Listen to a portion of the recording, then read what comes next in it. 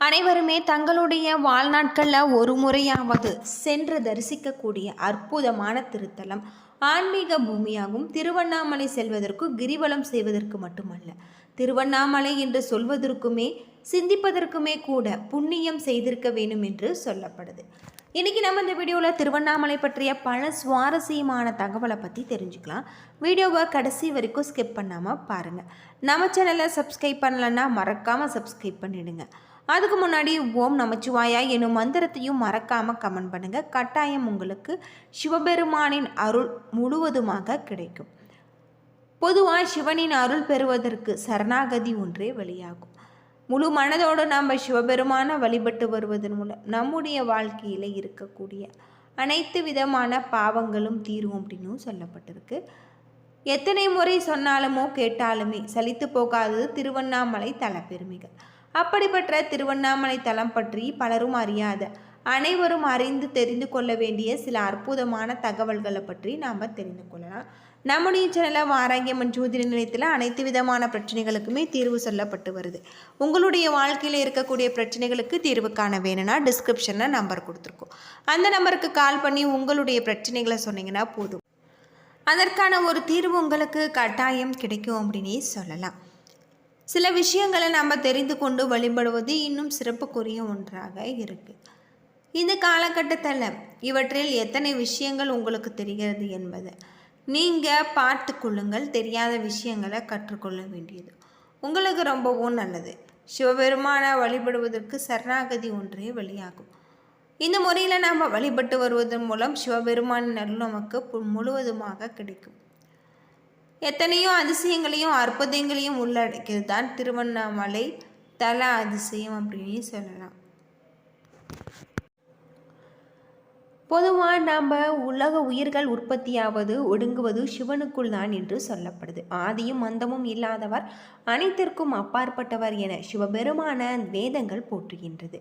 சிவனின் அருள் இருந்தால் பிறப்பு இறப்பு இல்லாத முக்தி நிலை அடைய முடியும் என்றாங்க.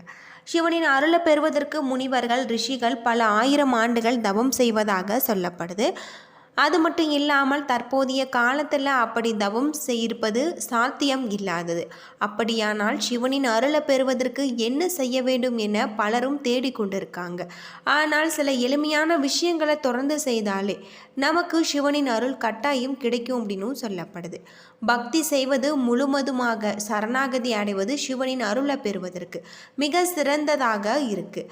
சிவனின் மந்திரங்களை குறிப்பாக நாம் ஓம் நமச்சிவாயா மந்திரத்தை தினமும் உச்சரிப்பது சிவனின் அருளை பெற உதவும். சிவன் பெருமானின் திருநாமங்களை மீண்டும் மீண்டும் உச்சரிப்பதால் சிவ குணங்கள் நமக்குள் வளர துவங்கும் அப்படின்னு சொல்லப்பட்டிருக்கு. சிவத்தை உணரக்கூடிய ஆற்றல் கிடைக்கும் பொழுது சிவனின் அருளும் முழுவதுமாக கிடைக்கும். சிவ வழிபாடு செய்வது, சிவனின் லிங்க ரூபத்திற்கு தொடர்ந்து பூஜை செய்வது, அது மட்டும் இல்லாமல் ஆன்ம பலத்தை அதிகரிக்க செய்யும். லிங்கத்திற்கு பால், தயிர், தேன், தண்ணீர், சந்தனம் போன்றவற்றால் அபிஷேகம் செய்வது, மலர்கள் படைத்து பூஜை செய்வது ஆகியவை சிவனை மனதை குளிரச் செய்யக்கூடியதாக இருக்கு. சிவலிங்கங்கள் என்பது சிவனின் அரு உருவமாக இருக்கு. இதனை அபிஷேகம் செய்து வழிபடுவதன் மூலம் சிவனுக்கு மிகவும் நெருக்கமானவர்களாக நாம் மாற முடியும். அது மட்டும் இல்லாமல் சிவனின் அருளை விரைவாக பெறுவதற்கு மிக சிறந்த வழி ருத்ராபிஷேகம். சிவன் என்றாலே இன்பத்தை வழங்கக்கூடியவர் என்று பொருள். காதல், திருமணம், மகிழ்ச்சி, செல்வம், சக்தி, ஞானம் போன்றவற்றை வழங்குபவராக சிவபெருமான். எளிதில் மனம் மகிழ்ந்து பக்தர்களுக்கு அருள் செய்து அவர்களுக்கு வேண்டிய வரங்களை தரக்கூடியவர் சிவபெருமான். ருத்ராபிஷேகம் சிவனை மகிழ்விக்க செய்யப்படும் மிக முக்கியமான பூஜையாகும். சிவனுக்கு விருப்பமான மிக நீண்ட சடங்கு ருத்ராபிஷேகம். ருத்ராபிஷேகம் செய்வது, அந்த யாகத்தில் கலந்து கொள்வது வாழ்க்கையில் இருக்கக்கூடிய அனைத்து பிரச்சனைகளையுமே தீர்க்க ஒரு வழியை அருளக்கூடியதாக இருக்குது அப்படின்னே சொல்லலாம். ருத்ராபிஷேகம் சிவனின் அம்சமாக கருதப்படுவதாகும். அதனை அணிவதால் அளவில்லாத பலன்களை பெற முடியும். அது மட்டும் இல்லாமல் மனித குலத்திற்கு ஈசன் அளித்த அருள் கொடையாக கருதப்படுகிறது. ருத்ரன் அனுசம் என்ற சமஸ்கிருத சொற்கிற்கு இணையாக ருத்ராபிஷேகம் இருக்கிறதாக சொல்லப்படுது. இப்படி சிவபெருமான முழு மனதோடு நம்ம பூஜை செய்வதன் மூலம் சிவனின் அருளை கிடைக்கக்கூடியதாக இருக்குது. பிறப்பிலேயே சிவபெருமானின் அருளை பெற்ற ராசிக்காரர்களும் இருக்காங்க. மேச ராசிக்கு இயற்கையாகவே ஆன்மீக சம்பந்தப்பட்ட செயல்களில் ஈடுபாடு அதிகமாக இருக்கும். தெய்வத்தின் மீது அதீத நம்பிக்கை கொண்டவர்கள். தங்களால் ஒரு வேலை செய்ய முடியாத பட்சத்தில் அந்த வேலையால் மற்றவர்கள் பயன் அடைய வேண்டும் என்ற நோக்கத்தோடு மற்றவர்களுக்கு அந்த செயல்பாட்டை பகிரும் குணம் கொண்டவர்கள் மேசராசிக்காரங்க. அது மட்டும் இல்லாமல் வைத்தியநாதன் என போற்றப்படும், அங்காரகன் என போற்றப்படும், ஆறுமுகன் என போற்றப்படும் சிவனின் நெற்றிக்கண்ணில் இருந்து பிறந்த அந்த முருகப்பெருமானின் ராசி மேசராசி என்பது குறிப்பிடத்தக்கது. மேசராசியில் பிறந்தவர்கள் எப்பொழுதுமே சிவபெருமானின் அனுகிரகமும் ஆசீர்வாதமும் இருக்கும் என்பதில் எந்த ஒரு சந்தேகமும் இல்லை. அதே போல மேசராசிக்காரர்களுக்கு சிவபெருமானிடம் முருகப்பெருமானிடம் அதீத அன்பு சேர்ந்த பக்தியும் வைத்திருப்பாங்க என்று சொன்னால் அது பொய்யாகாது. கடகராசியில் பிறந்தவர்கள் அம்பாளின் அம்சத்தில் பிறந்தவர்கள், அதாவது சந்திரன் பார்வதி தேவியின் அம்சம் கொண்டவர்கள் கடகராசிக்காரர்கள் அப்படின்னே சொல்லலாம். சூரிய சந்திரன் சிவன் பார்வதி, சூரியன் சிவன் குறிக்கிறது, சந்திரன் பார்வதியை குறிக்கிறது. ஆகவே பார்வதி தேவியின் அம்சம் பொருந்திய கடகராசிக்காரர்களையும் எம்பெருமானுக்கு மிகவும் பிடிக்கும் என்று சாஸ்திரத்தில் சொல்லப்பட்டிருக்கு. பொதுவாக கடகராசிக்காரர்கள் அடுத்தவர்களுடைய கஷ்டத்தை உணர்ந்து நடந்து கொள்வாங்க. அதிகப்படியான தாய்ப்பற்று கொன்றவர்களாகவும் இருப்பாங்க. மற்றவர்களது மனதை புண்படும் எக்காரணத்தை கொண்டும் கடகராசிக்காரர்கள் நடந்து கொள்ள மாட்டாங்க. ஆகவே இந்த ராசிக்காரர்கள் சிவனின் அம்சம் பொருந்தியவர்கள் என்பது உண்மை. பார்வதி தேவி அம்சம் கொண்ட கடகராசிக்காரர்கள் சிவனின் பார்வை பட்டாலே போதுவிடும் அப்படின்னு சொல்லப்படுது. கன்னிராசி. கன்னிராசிக்காரர்களின் மனது எப்பொழுதுமே கள்ளம் கபடம் இல்லாமல் இருக்கும். இவர் யார் எதை சொன்னாலுமே அதை முதல்ல நம்பி விடுவாங்க. அவர்களிடம் இருக்கும் பொருட்களை இல்லை என்று சொல்லாமல் அடுத்தவர்களுக்கு கொடுத்து உதவும் செய்யும் மனப்பக்குவம் கொண்டவர்கள்.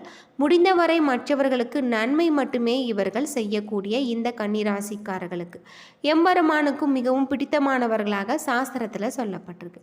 கும்பராசியில் பிறந்தவர்களுக்கு உழைப்பே உயர்வாக நினைத்து கொண்டிருக்கும், பூரண கும்பத்தோடு வாழும் தகுதி பெற்றவர்கள் கும்பராசிக்காரர்கள். ஆனால் இவர்கள் எல்லோரையுமே வெகுளித்தனமாக நம்பி விடுவாங்க. எல்லோரும் நல்லவர்கள்தான் என்ற நம்பிக்கை வைத்த உதவிகளை செய்துவிட்டு ஏமாந்து நிற்கும் இவர்களை எம்பெருமானுக்கு மிகவும் பிடிக்கக்கூடியதாக இருக்குது. அடுத்தவங்க சந்தோஷமாக இருக்க இவங்க கடன் வாங்கி செலவு பண்ணுவாங்க. இப்படிப்பட்ட குணம் கொண்டவர்கள் தான் இந்த கும்பராசிக்காரர்கள். ஆனால் கடைசியில் இவர்களுக்கு பிரச்சனை திரும்பும் என்பது கூட தெரியாமல் அளவிற்கு வெகுளி குணம் கொண்டவர்களாக இருப்பாங்க. அடுத்தவர்களுக்கு உதவி செய்ய வேண்டும் என நினைக்கக்கூடிய மனப்பக்குவம் கொண்ட அனைவருமே இந்த இறைவனின் அம்சம்தான் என்பதில் எந்த ஒரு சந்தேகமும் இல்லை. மேசம். உங்களால் முடிந்தவரை திங்கட்கிழமைகளில் அன்னதானம் செய்வது, எம்பெருமானின் ஆசீர்வாதத்தை மேலும் மேலும் பெற்றுக்கொள்வது, அது உங்களுடைய வாழ்க்கை சிறப்படையக்கூடியதாக இருக்குது. கடகராசிக்காரர்கள் ஆண்களாக இருந்தாலும் பெண்களாக இருந்தாலும் இவர்கள் கஷ்டப்படும் பெண்களுக்கு உதவி செய்வது அதிகப்படியான பலன்களை பெற்றுத்தரும். அதாவது உடல் ஊனமுற்ற பெண்கள், படிக்க முடியாத பெண்கள் எல்லோருக்குமே உங்களால் முடிந்த உதவிகளை செய்வது ரொம்பவும் நல்லது. அடுத்ததாக கன்னிராசி. கன்னிராசிக்காரர்கள் எப்பொழுது முடியுமோ அப்பொழுதெல்லாம் அகத்திக்கீரை, வாழைப்பழம் போன்ற பொருட்களை வாங்கி பசுவிற்கு கொடுக்கலாம். கும்பராசிக்காரர்கள் திங்கட்கிழமையில் உங்களால் முடிந்த உதவிகளை ஏழை எளியவர்களுக்கு செய்ய வேண்டும். அன்னதானம், ஆடை தானம் போன்ற பொருட்களை இல்லாதவர்களுக்கு நீங்கள் தானம் செய்வது உங்களுடைய வாழ்க்கையை வெற்றி பாதைக்கு அழுத்து செல்லக்கூடிய வகையில் சொல்லப்பட்டிருக்கு. இப்படி கடகராசி, சிம்மம், கும்பராசி, மேசம், அது மட்டும் இல்லாமல் இந்த ராசிக்காரர்கள் கன்னியில் பிறந்தவர்கள் அனைத்துமே சிவபெருமானின் அருள் இவர்களுக்கு கட்டாயம் இருக்கும் அப்படின்னு சொல்லப்படுது. கடகராசியில் பிறந்தவர்கள் அதீத பக்தி கொண்டவர்களாகவும் இருப்பாங்க அப்படின்னு சொல்லலாம். என்ன நண்பர்களே, இந்த வீடியோ உங்களுக்கு பயனுள்ள ஒரு தகவலை தந்திருக்குன்னு நினைக்கிறேன். வீடியோ பிடிச்சிருந்தால் லைக் பண்ணுங்கள், ஷேர் பண்ணுங்கள், கமெண்ட் பண்ணுங்கள். இதுபோல் தகவலை தெரிஞ்சுக்க நம்ம சேனலை மறக்காமல் சப்ஸ்கிரைப் பண்ணிவிடுங்க. நன்றி நண்பர்களே.